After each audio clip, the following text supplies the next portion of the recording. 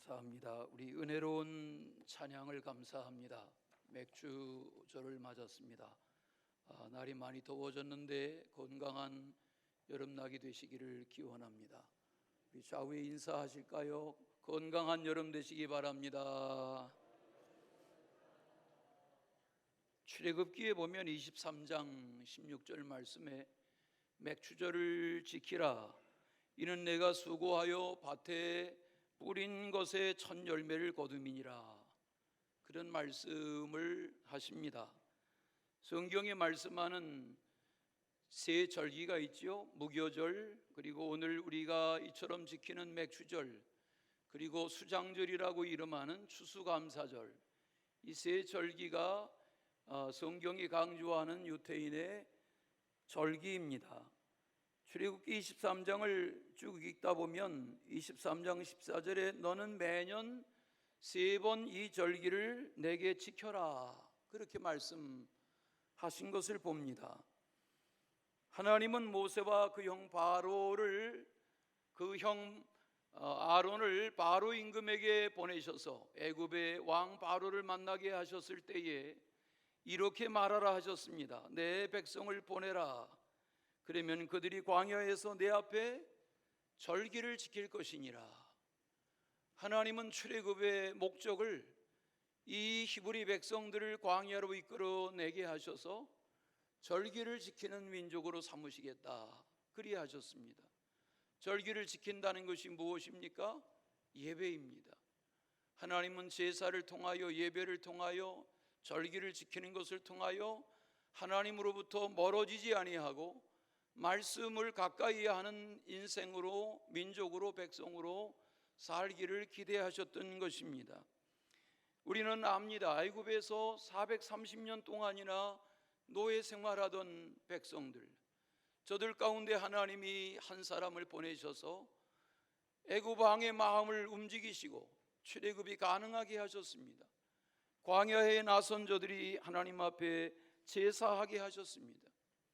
우리가 이처럼 새벽에도 깨어나고 주일을 맞아 예배하고 월삭으로 예배하고 절기로 예배하고 모이면 예배하고 하는 이 예배의 바탕은 사람의 기대가 아니라 하나님의 분부이신 것을 알 수 있습니다. 이사야서 43장 21절에 보면 이 백성은 내가 나를 위하여 지었나니 내 이름을 찬송하게 하려는 것이다.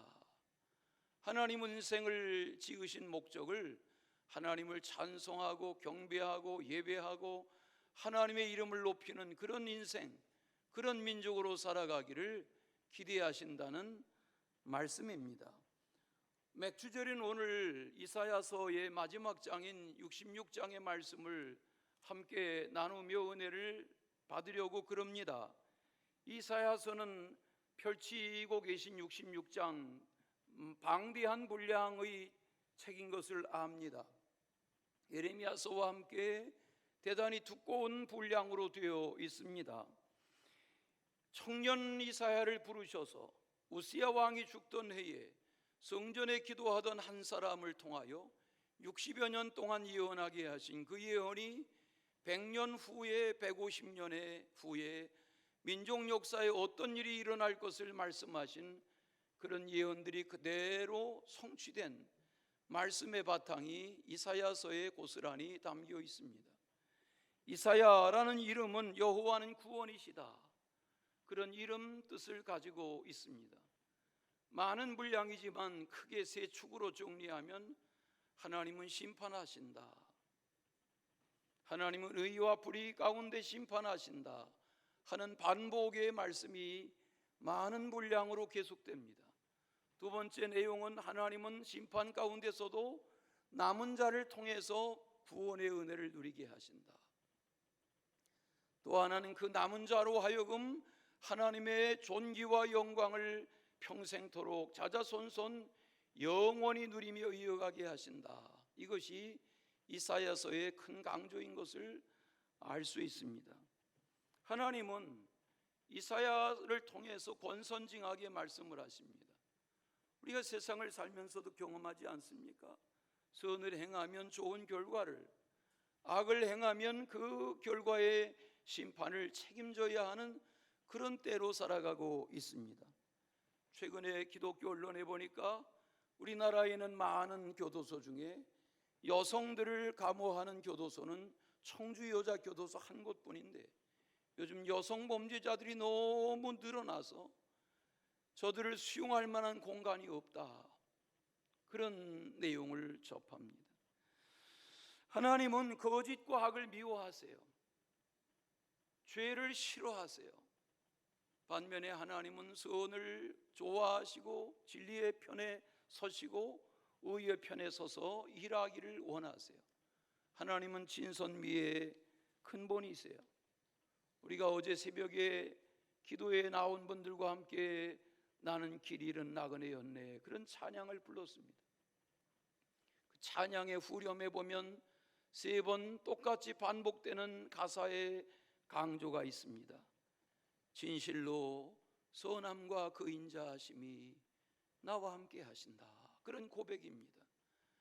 맞습니다. 하나님은 선하시고 하나님의 인자하심, 하나님의 사랑은 그를 믿는 자에게 함께 하실 뿐만 아니라 영원히 함께 하시는 주님이신 줄로 믿습니다. 여러분, 누가 불행을 원하겠어요?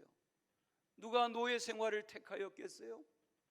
누가 가난을 원하고 누가 질병으로 고생하는 길을 원하겠어요? 그러나 살다 보면 전쟁도 겪고 지진도 겪고 홍수도 겪고 전염병도 겪고 이러저러한 슬픔과 환난과 어려움을 겪으며 사는 것이 인생사입니다. 그런 폐허 가운데 남은 자들이 서로 위로하며 딛고 일어서는 것, 이것이 삶의 여정인 것을 성경은 강조해 주고 있습니다. 이스라엘 백성들이 겪었던 노예 생활, 저들이 겪어야 했던 광야 40년, 그러나 하나님은 그것이 목적지가 아니라 가나안을 통하여 하나님의 풍요를 누리며 하나님을 잘 섬기는 백성으로 살기를 기대하셨던 것을 압니다. 하나님 광야 백성들 중심에 성막을 건설하게 하셨습니다. 그 성막을 중심으로 예배 민족으로 살기를 기대하셨습니다. 그리고 모세를 시내산에 불러 올리시고 계명과 율례와 법도의 말씀을 주셨습니다. 그 모든 말씀의 바탕이 무엇입니까? 십계명. 우리는 십계명을 합니다. 십계명이면 족합니다. 그것이 하나님이 기대하시는, 하나님을 대하고 이웃을 대하는 신앙의 바탕인 것을 압니다. 오대양 6대주에 얼마나 많은 나라, 얼마나 많은 백성들이다 나름 자기의 살아가는 터전에 허락하신 풍요를 누리며 삽니다. 그런 가운데서도 우리는 하나님의 주시는 은혜를 잊어버릴 때가 많죠. 물론 궁핍한 땅에 살고 핍절하게 살고 어렵게 사는 이들이 있어요. 우리 나라도 맥주절을 지금 지키지만 보릿고개라는 것이 있었잖아요. 흰쌀밥 대신에 꽁보리밥을 도시락으로 싸온 애들은 도시락 뚜껑을 못 열어놓고 도시락 뚜껑을 이렇게 밀어가면서 먹었잖아요. 내 얘기가 아닌가요? 그러던 우리가 풍요로운 시대 속에 살잖아요. 밥이 없으면 피자 먹고 피자 없으면 빵 먹고 뭐 이렇게 모든 것이 냉장고에서 다 해결된다고 생각하는, 엄마도 필요하고 냉장고도 필요한데 아빠는 왜 있는지 모르겠다, 이런 세대 속에 살아서는 안 된단 말이에요. 저도 이 여름을 지낼 때 기억에 제일 집에 오기 싫은 날이 보리 타작하는 날이었습니다. 여러분, 밀타작이나 벼타작과 다르게 이 계절 이 뜨거운 띠약볕에 보리를 타작하는 일은 어려운 일입니다.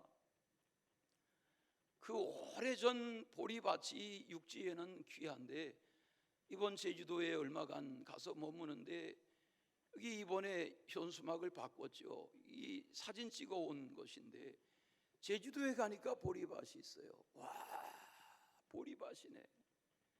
예? 보리 타작은 어렵지만 보리밭은 아름답습니다. 그래서 제가 산방산이 보이는 보리밭을 사진 찍어다가 이렇게 그림을 그렸습니다. 이렇게 그렸습니다.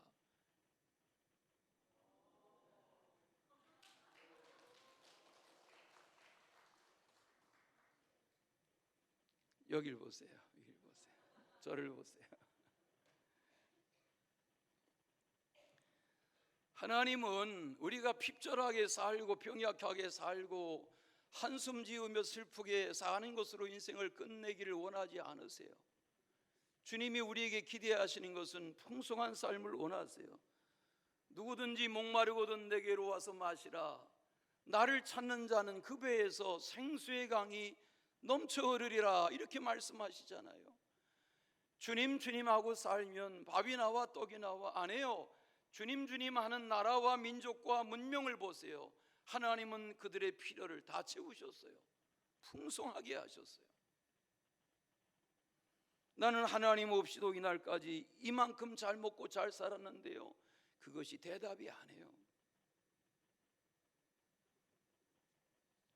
그 말씀을 누구든지 나를 믿는 자는 생수의 강이 넘쳐나리라 하는 이 말씀을 요한 사도는 그 뒤에 설명해 줬습니다. 예수님이 말씀하신 것은 누구든지 성령 받아야 하는 것을 말씀하신 것이다. 이렇게 풀어서 설명해 줬습니다. 맞습니다. 성령 받아야 합니다. 은혜 받아야 합니다. 말씀이 깨달아져야 합니다. 그런 삶을 살아갈 때에 생수의 강이 넘쳐 흐르는 은혜를 누리며 살게 되는 것입니다. 이사야서 66장은 마지막 장, 여기는 최후 회복의 장면을 말씀합니다. 오늘 읽은 이 짧은 본문에 설명이 필요 없지요. 좋게 하시고 잘 되게 하신다는 얘기구나. 오늘 말씀에 자주 반복되는 단어가 하나님의 영광, 가장 많이 나오는 단어가 하나님의 위로라는 단어가 아닙니까? 하나님이 기대하시는 것은 이거구나. 하나님, 우리가 고난당하고 압제당하는 것을 원하시는 것이 아니라 완전한 회복과 위로와 영광을 누리는 삶을 살기를 기대하시는구나. 그것이 오늘 말씀의 강조인 것을 알 수 있습니다. 여기 65장 66장을 쭉 읽다 보면 영원한 하나님의 나라, 65장 17절에 새 하늘과 새 땅의 창조를 말씀하시며 이 하나님의 나라의 영광을 예루살렘으로부터 누리게 할 것이다, 이리 말씀하십니다. 하나님이 우리에게 기대하시는 것은 회복입니다. 올 후반기를 살아가시는 중에 경제도 회복되시고 건강도 회복되시고 관계도 회복되시고 은혜도 회복되시고 찬송생활도 회복되시고 이렇게 삶의 모든 질서가 회복되어지는 그런 활력이 있는 은혜의 선물이 주어지시기를 바랍니다. 오늘 말씀의 시작이 뭐예요? 예루살렘을 사랑하는 자들이요 그랬어요. 우리가 요즘 자주 부르는 비준비하신이라는 찬양에 보면 후렴에 예루살렘을 찬양해요. 예루살렘아 여호와를 찬송할지어다. 예루살렘아. 예루살렘이 뭐예요? 예루살렘을 사랑하는 자라는 말이 뭐예요? 이 땅에 많은 산, 많은 나라, 많은 도성이 있지만 하나님은 예루살렘 시온성 다윗성, 거기에 하나님의 집이 지어지게 하시고 거기에 마음을 두시고 그 빼앗긴 땅, 빼앗긴 도성 예루살렘에 회복의 은혜를 주시겠다 약속하시는 것이 이 말씀인 것을 봅니다. 자, 그러면 이사야를 통해서 말씀하시는 회복의 은혜란 뭔가? 오늘 본문에 보시면 첫째는 함께 기뻐하고 즐거워하게 하신다 그랬어요. 여러분 늘 기쁘세요? 언제나 기쁘세요? 언제나 즐거우세요? 그렇지는 못하죠. 우리가 세상을 살다 보면 어려운 일들이 많지요. 하나님이 왜 이 이스라엘 민족에게서 기쁨을 빼앗아 버리셨는가? 왜 바벨론의 포로가 되게 하셨는가? 하나님이 미워하셨는가? 하나님이 민족을 버리셨는가? 아니죠.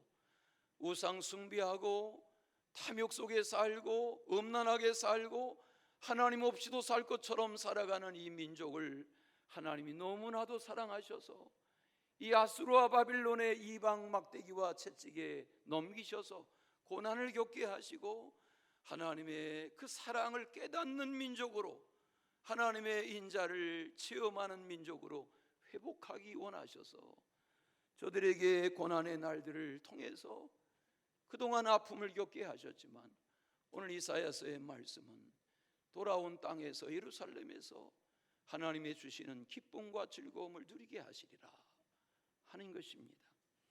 소돔과 고모라 성에 두 천사가 들어갔습니다. 하나님의 멸망을 예언했습니다. 롯이 천사들을 만났습니다.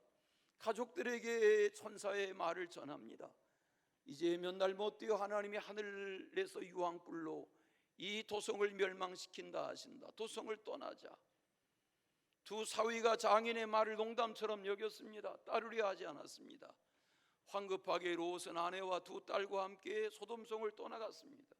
하나님은 뒤도 돌아보지 말라 하셨는데 롯의 아내는 유황불이 내려 쏟는 뒤를 돌아보다가 소금 기둥이 되었다 했습니다. 무슨 말입니까?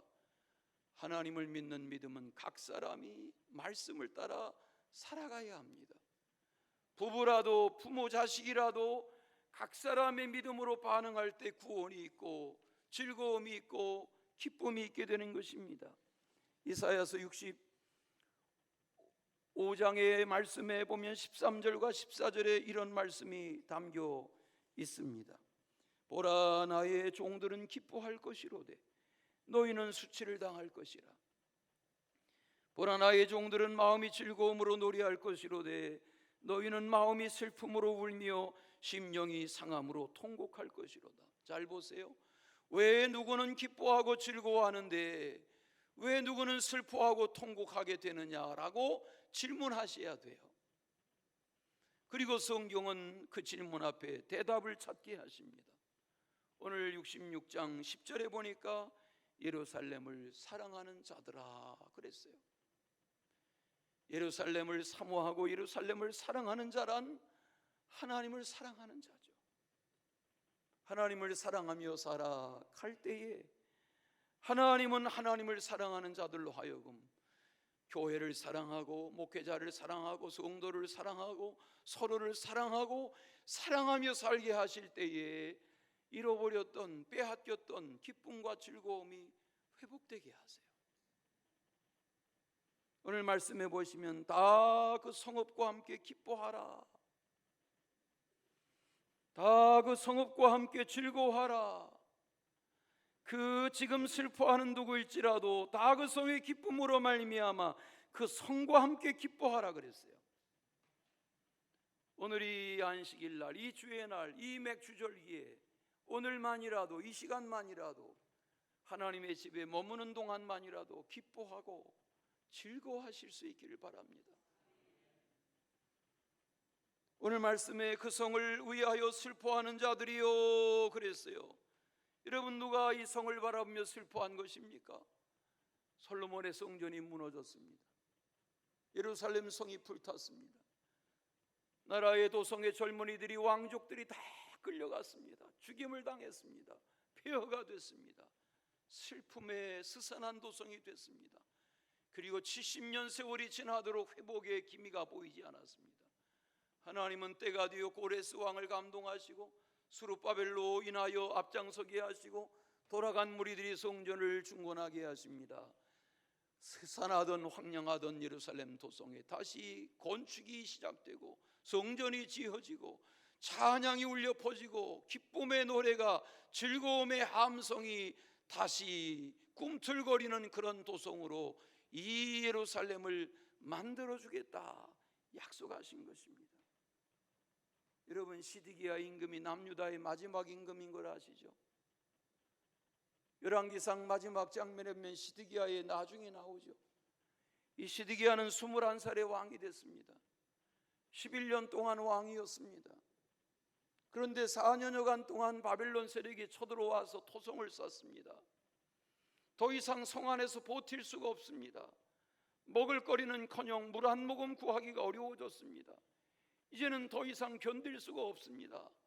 한밤중에 거기 성벽을 넘어 토성을 뚫고 한밤중에 왕 시드기야가 여리고 들판으로 도망을 갔습니다.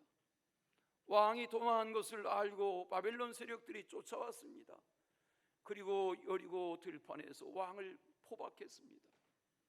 왕이 보는 앞에서 왕자들을 죽입니다. 그리고 시드기야 왕 32살 때 왕의 두 눈을 뽑습니다.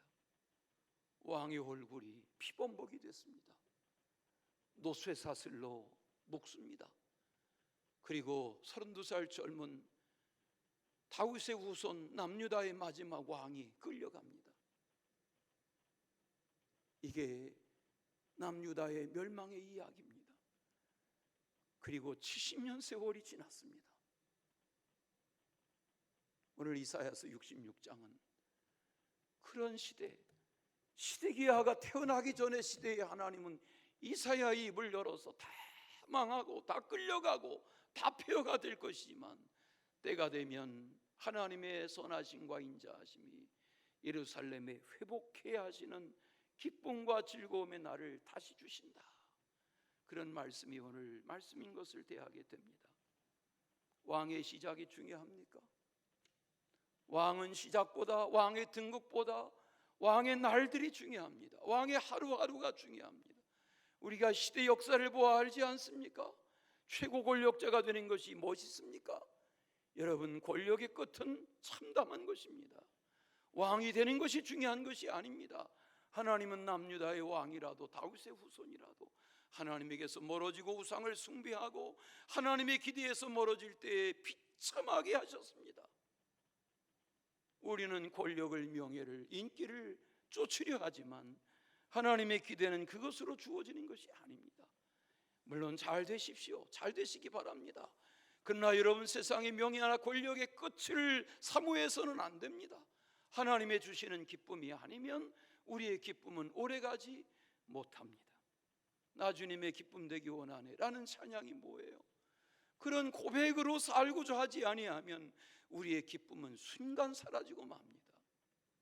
하나님의 은혜 가운데 거하는 진정한 기쁨을 누리는 그런 은혜가 있으시기를 축원합니다. 두 번째는 위로하는 품 안에서 만족해하라 그랬어요. 성경을 펼쳐가지고 계시면 이사야서 66장 11절을 다 같이 큰 소리로 읽겠습니다. 다 같이. 너희가 젖을 빠는 것 같이 그 위로하는 품에서 그 영광의 풍성함으로 말미암아 즐거워하리라. 하나님이 이사야를 통하여 회복의 은혜를 누리도록 말씀하시는데 기쁨이 회복되고 즐거움이 회복되고 엄마의 품에 안긴 어린아기가 젖을 빠는 위로와 평안과 같은 그런 회복의 날을 주시겠다 하셨어요. 13절. 어머니가 자식을 위로함 같이 내가 너희를 위로할 것인즉 너희가 예루살렘에서 위로를 받으리니 라고 말씀하십니다. 안식과 위로와 평강이 어떻게 주어지는 것입니까? 여러분, 지금 우리 예배하는 우리 가운데 가장 평안, 이 말씀하시는 어머니의 품에, 엄마 품에 안긴 아기의 젖을 빠는 평안을 누리는 자가 누구입니까? 하준이의 시대는 지났습니다. 지금 하준이의 동생이 이 엄마 품에 안긴 젖을 빠는 아기의 이 위안을 누리는 시대입니다. 그런데 장성한 우리에게 말씀하십니다. 너희에게 회복될 예루살렘을 사랑하는 자의 누릴 평안이란, 위로란 엄마 품에서 젖을 빠는 아기의 받는 위안이다 그랬습니다. 뒤숭숭한 날을 사시고 어려운 날들을 살아가실지라도 순간순간마다 여러분에게 내 어렸을 적 엄마 품에서 젖을 빨며 고이 잠들던 그때의 위로와 평안이 여러분의 일상 속에 회복되시기를 바랍니다. 지금 그런 마음이어서 꼬박꼬박 졸고 계신 분이 계시면 부러운 줄을 아십시오.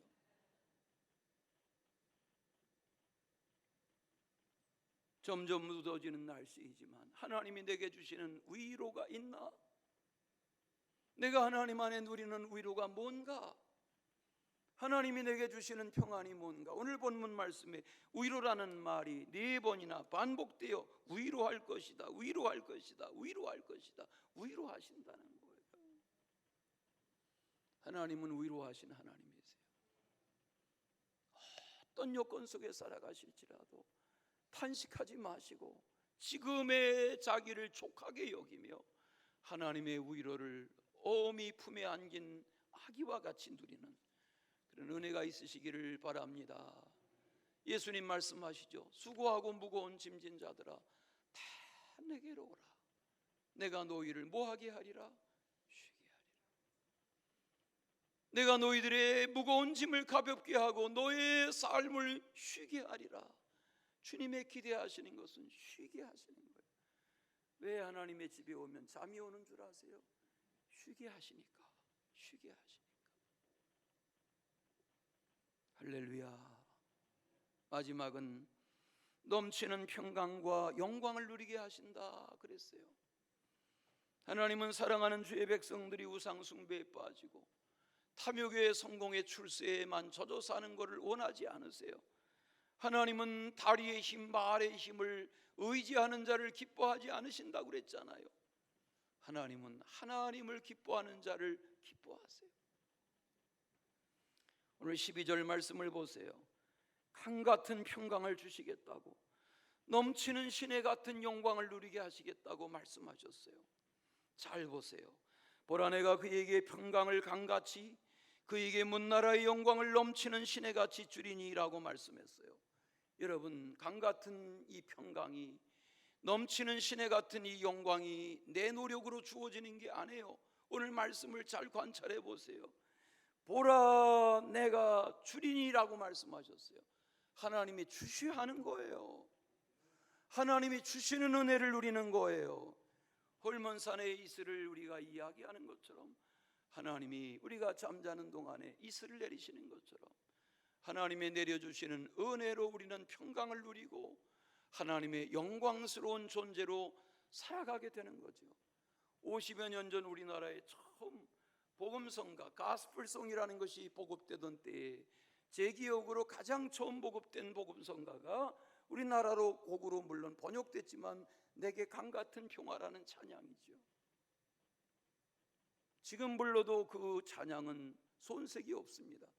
주님은 강같은 평화, 바다같은 사랑, 넘치는 기쁨, 태산같은 믿음, 그런 믿음, 소망, 사랑이 넘치기를 원하세요. 순간순간 내가 왜 그런 평화를, 그런 평강을, 강같은 평강을, 바다같은 사랑을, 넘치는 기쁨을, 태산같은 믿음을 왜 누리며 살지 못하나 질문해 보십시오. 뭐 때문인가? 하나님의 은혜 가운데 날마다 순간마다 하나님 기쁨을 주세요, 평강을 주세요, 은혜를 주세요 달라 말해요. 우리 어머니가 아들만 많은 집의 외동딸로 금지옥엽처럼 자라셨다는데 저희 집안의 대가족의 장손에게 출가해 오셔서 큰 며느리로 아침, 점심, 저녁을 16명 밥상을 차려대고 농사하는 날 새참을 이고 지고 그렇게 사시는데 우리 어머니가 골치가 아프면 벽장에다가 명랑이라는 걸 감추어 두고 잡수시더라고요. 제목이 명랑이에요. 명랑. 이게 아마 신경 안정제인지 뭔지 저도 몰래 먹어봤어요. 이걸 먹으면 명랑해지나 보다. 여러분, 명랑 하나를 먹으면 순간 지끈거리던 두통이 사라질 수 있어요.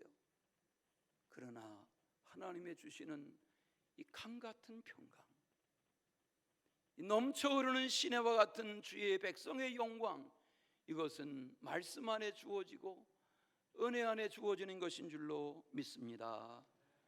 왜 바벨론이 망했습니까? 군대가 없었습니까? 마병이 없었습니까? 칼과 창과 활이 없었습니까? 나라를 통솔하는 군대나 왕이 없었습니까? 아닙니다. 하나님을 떠난 백성 하나님도 버리십니다. 잘 들으십시오. 우리가 이렇게 예배하는 이 날을 살아가는 거 존귀한 것입니다.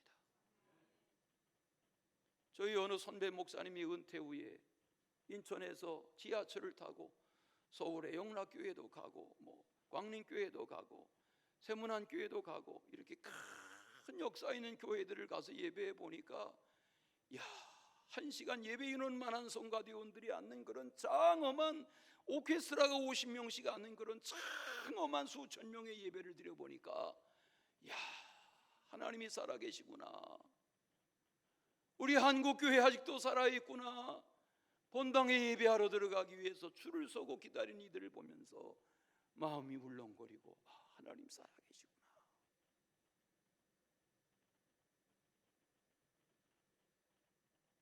우리만 예배하는 거 아니에요. 하나님은 우리로 하여금 그런 평강이 회복되게 하시는 줄로 믿습니다. 성경 11절을 보세요. 그 영광의 풍성함으로 말미암아 즐거워하게 하겠다 그러셨어요. 하나님이 우리에게 주시는 영광은 족한 영광, 넘치는 영광, 풍성한 영광, 부족함이 없는 영광이에요. 14절에 보세요. 너의 뼈가 연한 풀의 무성한 같게 해줄게 그러셨어요. 뼈가 뭐예요? 여기 뼈라는 게 이스라엘 민족을 말하는 거고요, 뼈라는 게 우리를 말하는 거예요. 여러분, 뼈는 하나님의 기운을 말하잖아요. 소의 뿔, 뼈 그러면 뭐예요? 뼈라는 것은 하나님의 권능, 하나님의 힘, 하나님의 능력을 상징하는데 하나님이 사랑하는 인생들의 뼈를 어떻게 해주시겠다고요? 요즘 우리 교회 자라나는 청소년들 보니까 한 달만 자주 못 봐도요 키가 쑥쑥 자라요. 왜 자라는 거예요? 뼈가 자라는 거예요. 하나님이 어떻게 자라게 하시겠다고 그러셨어요? 그 뼈의 힘이 마치도 자라나게 하시는데 풀이 자라나는, 연한 풀이 무성하게 자라나는 것 같게 하시겠다. 개인주택에서 사시는 분들이 계십니까? 풀과의 전쟁을 해보셨습니까? 여러분, 돌아서면 자라나는 것이 풀입니다. 하나님은 인생으로 무성하게 하시되 은혜 받게 하시면 연한 풀이 무성하게 자라오르는 것처럼 그렇게 강성하게 하시겠다는 거예요. 축복합니다. 여러분의 가정이, 여러분의 인생이, 여러분의 자녀들이, 예배하는 청소년들이, 젊은이들이, 어린아이들이 마치도 연한 순이 무성하게 자라나는 것과 같은 그런 강성한 풍성한 은혜를 누리실 수 있기를 바랍니다. 오늘 말씀대로 보세요. 하나님이 그렇게 되게 해주셔야 한다는 거예요. 내 노력으로 되는 게 아니에요. 말씀의 12절에 또 보세요. 너희가 그 성읍의 젖을 빨 것이며 너희가 옆에 안기며 그 무릎에서 놀 것이다. 하나님은 이 예루살렘 성읍을 어미로 표현해서 네 예루살렘 성아, 어머니의 젖을 빨 것이다. 너희가 그 어머니 옆에 안기며 그 어머니 무릎에 놓을 것이다. 이 뭐예요? 어머니의 품 안에 안기는 아기의 평화가 비교할 수 없는 평화인 것처럼 하나님의 은혜를 누리는 민족과 백성과 개인에게 그런 안식과 평강과 영광을 존귀하게 누리게 하시겠다는 거예요.